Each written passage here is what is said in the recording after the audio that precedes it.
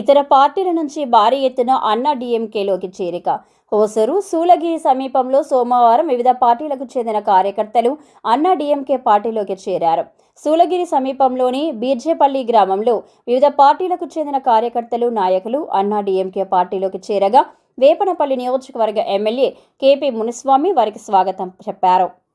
Shoolagiri south zone union కార్యదర్శి మాదేశ్ నేతృత్వంలో DMK, Congress తదితర పార్టీలకు చెందిన 250 మందికి పైగా కార్యకర్తలు అన్నా డీఎంకే పార్టీలోకి చేరారు. తమ పార్టీలోకి చేరిన వారిని పార్టీ కండువా కప్పి అన్నా డీఎంకే పార్టీలోకి స్వాగతించారు. ప్రజా సంక్షేమమే ప్రధాన లక్ష్యమై నిబద్ధతకు మారుపేరుగా నిలిచిన అన్నా డీఎంకే పార్టీకి ఉజ్వలమైన భవిష్యత్తు ఉందని ఈ సందర్భంగా ఆయన పేర్కొన్నారు.